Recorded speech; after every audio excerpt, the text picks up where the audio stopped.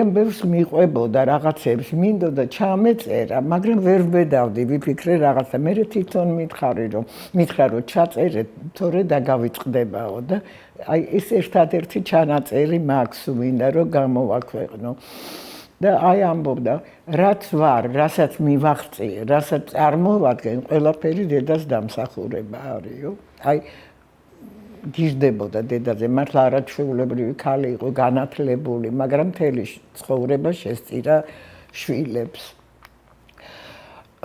მერე ესე იგი არაჩვეულებრივი დაძმობა ჰქონდათ, აი თინას გოგი ხურტარიას და დედას და სოლიკოს, ნუ აი იშვიათად მინახავს ესეთი აი ურთიერთსიყვარული, ურთიერთ რაღაც არ ვიცი, თანადგომა და ისეთი იყო, იცით, ადვილად არ ამყარებდა ადამიანებთან ურთიერთობებს, მაგრამ თუ დაამყარებდა, ეს იყო საოცარი ერთგული მეგობარი.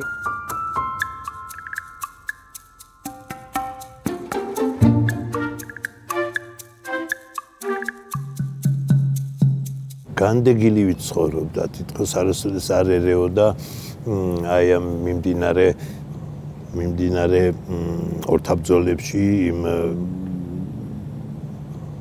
არტისტულ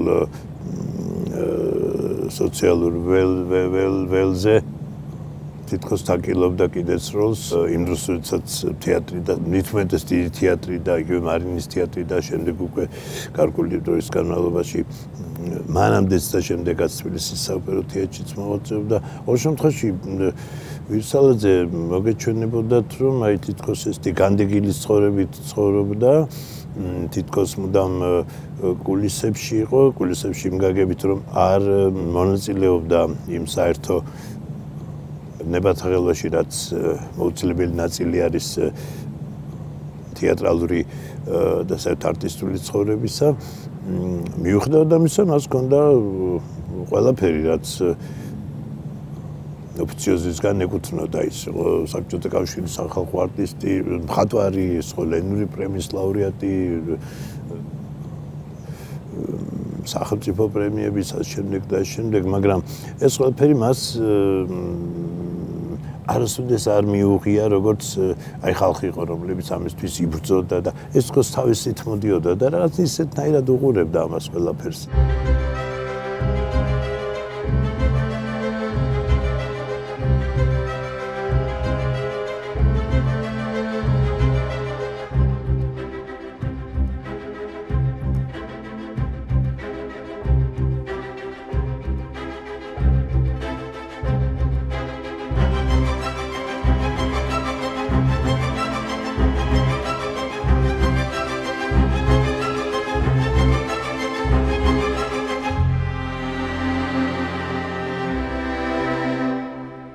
საქართველოში არის გვარები, რომლებსაც იმდენი აქვს გაკეთებული ამ ქვეყნისთვის, რომ ვერ გადავიხდით ამ ვალს და აი ამათ შორის, ამ გვარებს შორის არის ვირსალაძეების გვარი. და მათ შორის არის, რა თქმა უნდა, ერთ-ერთი უპირველესთაგანი სიმონ ვირსალაძე. უდიდესი ქართველი მხატვარი, თეატრალური მხატვარი, მაგრამ მე ასე ვიწროთ არ განვიხილავდი მის შემოქმედებას. ეს უბრალოდ თეატრალური მხატვარი კი არა, ეს არის თეატრის შემოქმედი. აი იმ თეატრის, იმ სპექტაკლების კი არა, იმ აზროვნების, ახალი თეატრალური აზროვნების შემოქმედი, რომელმაც შექმნა ახალი ბალეტი. თუნდაც იმიტომ, რომ ამ ადამიანმა ჯერ ვახტანგ ჯაბოგიანთან, შემდეგ კი იური გრიგოროვიჩთან ერთად შექმნა ახალი საბალეტო თეატრი. მას შეეძლო, რომ აეცეკვებინა კოსტიუმი, აეცეკვებინა დეკორაცია, აეცეკვებინა ხასიათი, გმირის ხასიათი. ის იყო თანამოაზრე ბალეტმეისტერის ყველაფერს შევსვათ.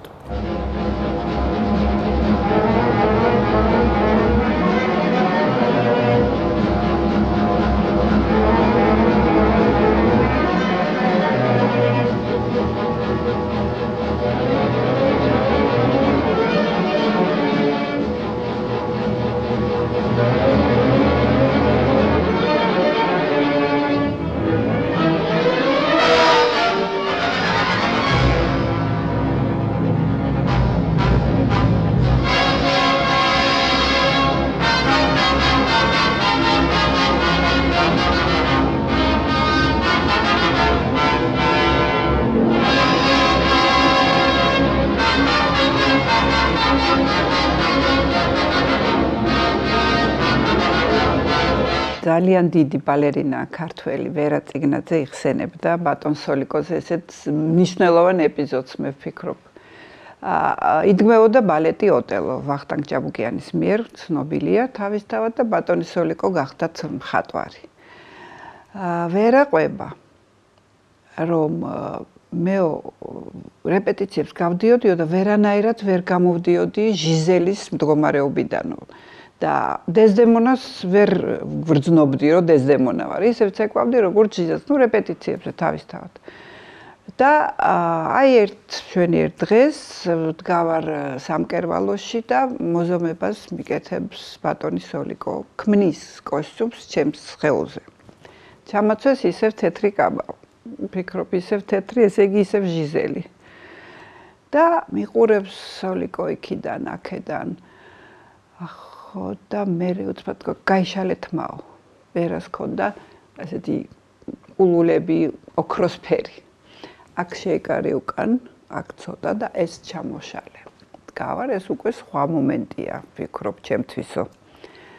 გამოიხედა სამკერვალოში როგორც წესი ყრია ბევრი ნაჭრები, სხვადასხვა ფერი და მით უმეტეს ბატონი სოლიკო როცა აკეთებს სპექტაკლს აკეთებდა თავისთავად და უცბად ერთი წუთი თქვა და აი ჟოლოსფერი რაღაც ნაჭერი ნახა ნაგლეჯი თუ სადა აიღო ეს ჟოლოსფერი ხასხასა ნაჭერი და მომახურა ხრებზეო და მე დეზდემონა გავხდიო. აი ეს წითელი ფერი რომელიც მას აძლევს იმ ძალას დეზდემონას და იმ გამბედაობას რაც მან ჩაიდინა ხო? აი ამ წითელმა გადაწყვიტა ყველაფერი და ასეთი ბევრი აქვს გაკეთებული ბატონ სოლიკოს ალბათ ძალიან ბევრი.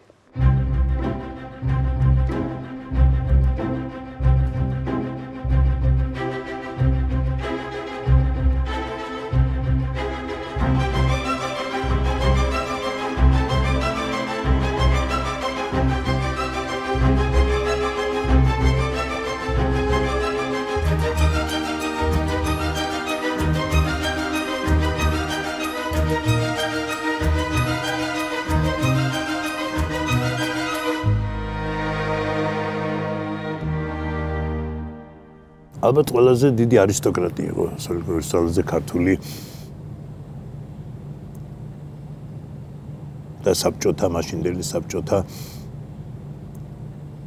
თეატრის მან შექმნა სცენოგრაფიის ეტალონი ის ეტალონი რომელიც აღარ განმეორდება ძალიან ბევრი ეზომება ამ ეტალონს და ძალიან ბევრს უნდა ასოცირება აი სოლიკოვის ძალზესთან ძალიან ბევრი სიმბოლურ კაპიტალსაც აგროვებს სოლიკოვის ძალზესთან აფილირებით, მასთან თანამშრომლობით, მასთან მეგობრობით, თუმცა მას მეგონია რომ მეგობარი არ ყოლია თვით გრიგაროვიჩიც კი არ ყოფილა ალბათ მისი მეგობარი. ერთი შეხედვით ტოვებდა ესეთი ცივი მიუყარება, ცოტა აროგანტული ადამიანის შთაბეჭდილებასაც მქონა ბედნიერება რომ მასთან სამჯერ ყოფილიყავი სახელოსნოში, მაშინ მე მგონი პირველ თუ მეორე კურსზე ვიყავი ეს 80 წლების დასაწყისი და მეცით როგორი აი არ მიგიშვებდა თავისთან ახლოს, მაგრამ ნერნულად უგენდობოდა თუ შენს მას დაინახავდა ერთი მხრივ ინტერესს, მეორეს ცოდნას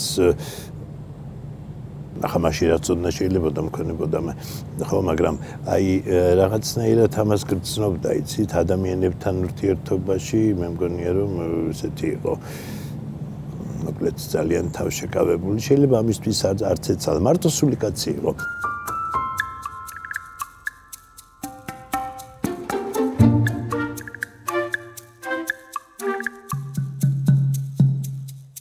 ერთ-ერთი საუკეთესო თეატრის მხატვრები სოფლიოში საერთოდ. სოფლიოს უდიდესი მხატვარი. ეს მე გავეცნობიერება რა.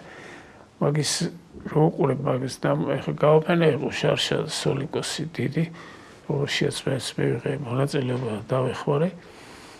და ჩანს მისი მუშაობის პროცესი, რომელიც მე ძალიან მომწონს. ორი დიდი მხატვარი ყავდა იმ ეპოქაში, რომელიც მარტო თეატრში მუშაობდნენ. ამის გარდა ბევრი დიდი მხატვარი მუშაობდა თეატრში, მაგრამ თლიანად თეატრს დაუთმეს თავის შემოქმედება იყო ვერსალაძე და ოცხელი და აბსოლუტურად განსხვავებული მხატვრები. ოცხელის ესკიზებს უყურებ არის აბსოლუტურად დამთავრებული ყველა დეტალები და როცა სოლიკოს ესკიზს უყურებ ეს მონახაზია ერთად ძალიან ცოტა კაი სულ ისეთი ბოლომდე ყვანილი ესკიზები და ამის მიზეზი რა არის იცით რომ დღეს და ღამეს სახელოსნოებში ატარებდა ყველა პროცესში იყო ჩართული ნაჭრის არჩევიდან იმის შეღებამდე გაწყობა შეკერვა მოზოვა მოცეკვავები იქნებოდნენ თუ ოპერის მომღერლები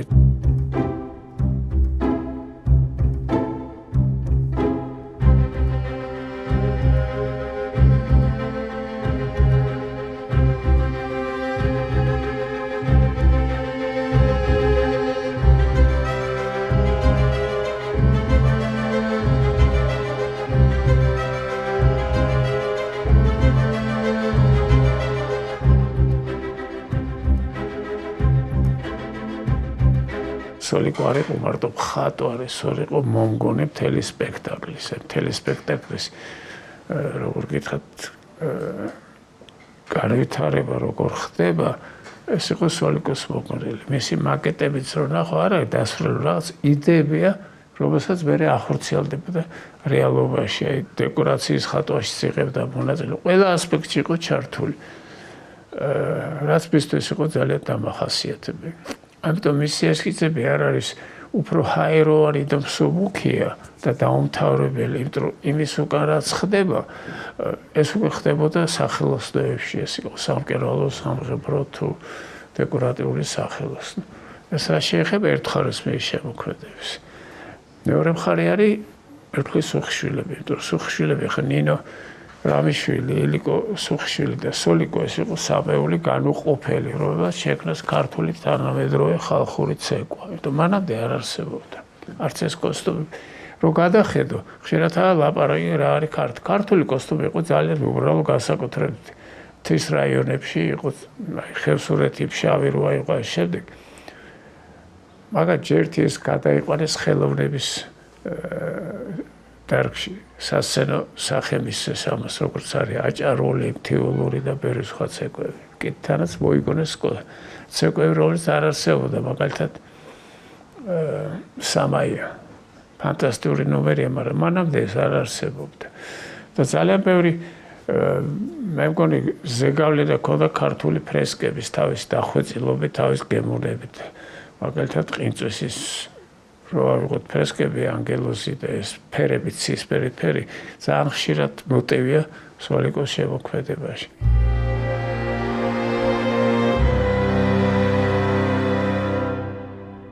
მისთვის ნაწარმოები იყო უკვე ის, რაც სცენაზე ხდებოდა, ის თვითონ იჯდა იმ განათების, ასე ვთქვათ, აი პულტთან და შავი მუშასავით, აი თვითონ აწესრიგებდა ამას ყველაფერს სცენაზე.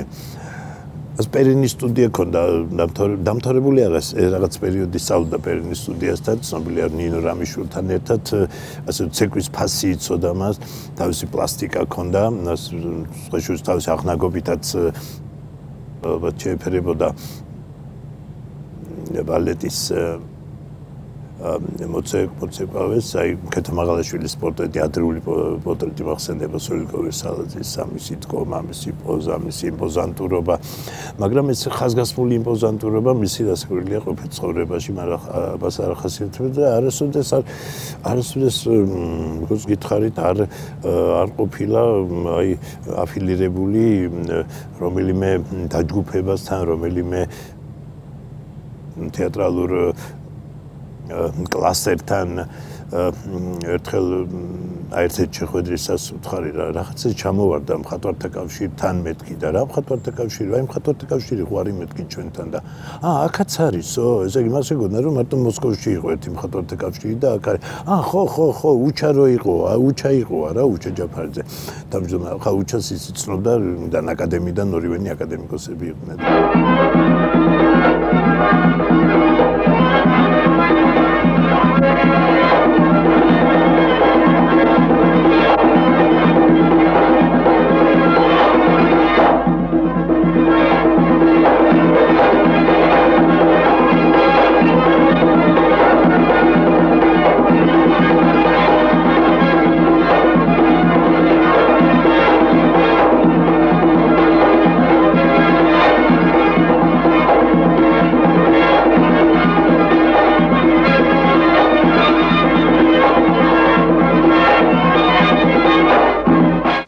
ვიყავი ბედნიერი, რომ მასთან მქონდა ურთიერთობა, ვიყავი ბედნიერი იმით, რომ მას კოსტიუმებიც კი გაუკეთებია ჩემთვის, ერთად ვდგარვართ და გვიმუშავია კოსტიუმის დეტალებზე.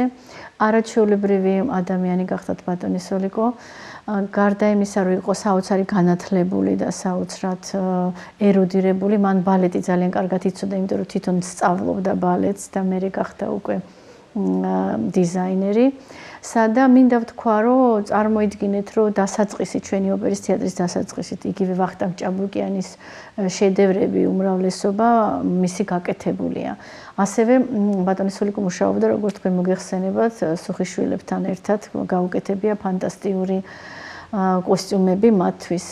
ესიც რა იყო, ალბათ მისი გამოჩენა ბალეტის სამყაროში, ცეკვის სამყაროში იყო რაღაცა განსაკუთრებული ეპოქა.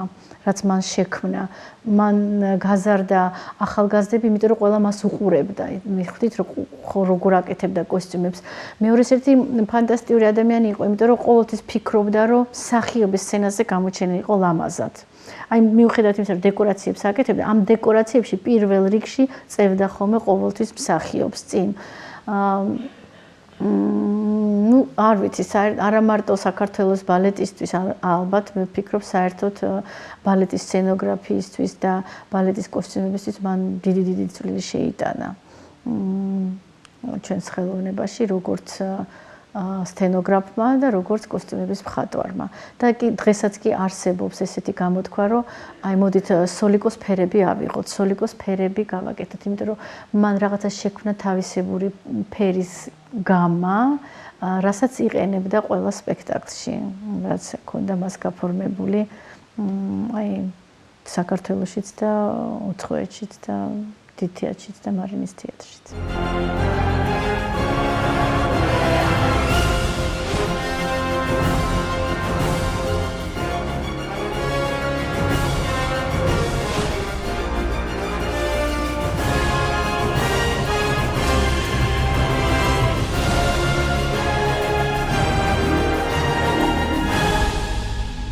იცით როგორი ადამიანი იყო, ძალიან დახვეწილი რომ იყო ყველა გამოვლინებაში, ხო? ძალიან დახვეწილი და ქონდა ასევე ძალიან დახვეწილი იუმორი. ისეთი მოხდენილი საუბარი ქონდა, იუმორს ისე ჩააქსოვდა, ისე განსაკუთრებულად. ძალიან უდიდესი მხატვარი იყო. ბალეტის თვალსაზრისით, ბალეტის მიმართულებით კიდევ განსაკუთრებით. უამრავი ოპერა გაკეთებული, რა თქმა უნდა, დრამატული სპექტაკლი, ფილმები, ჰამლეტი მაგალითად მისია, მეფე ლირი მისია, ფილმებს გულისხმობ. ხო და ძალიან გამორჩეული იყო. რატომ? იცით როგორ ქსოვილი, რომელ ცეკვას, რომელ მსახიობს რა ქსოვილისგან უნდა შეეკეროს კოსტიუმი. თუ აი ეს რაღაცებს ჩემთვის ეს იყო, ჩემთვის და არა მარტო ჩემთვის საოცრება. მე მგონი ბევრს არ გადავაჭარბებ თუ ვიტყვი, რომ ასეთი ბალეტის კოსტიუმის მხატვარი, რომელიც ითვალისწინებს ყველაფერს, მე არ ვიცი ყოველ შემთხვევაში, თუმცა მქონია ბევრ მხატვართან ურთიერთობა, რა თქმა უნდა.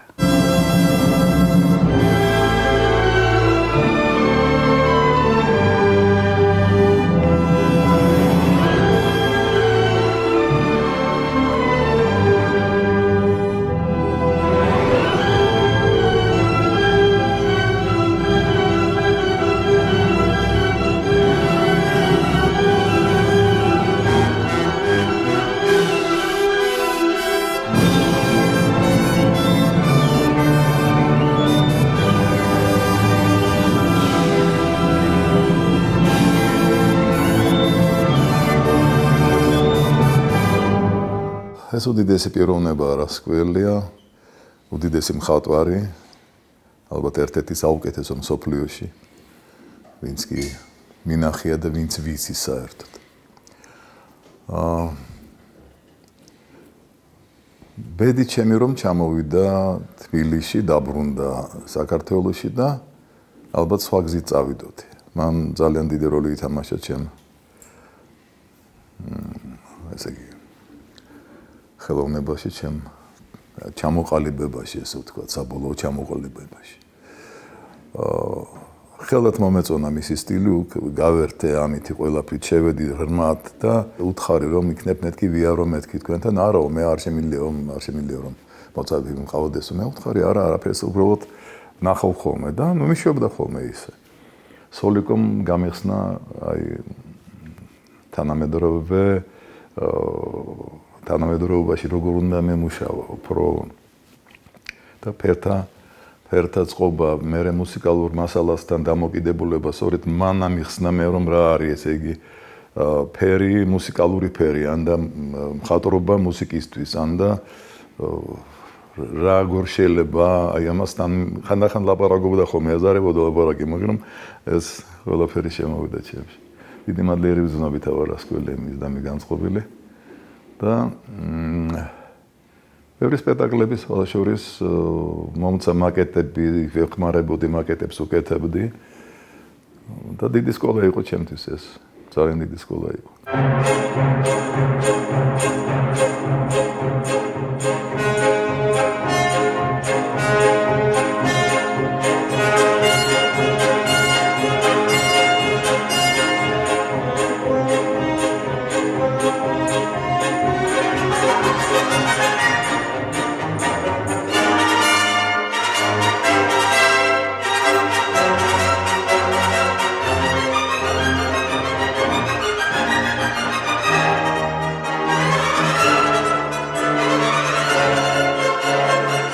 საოცრად, აი მართლა შეყვარებული იყო თავის საქმეში და მახსოვს მიამბო, რომ 5 წლის ვიყავიო, როცა ბედა თინა დედამ წაგვიყვანა ოპერაშიო.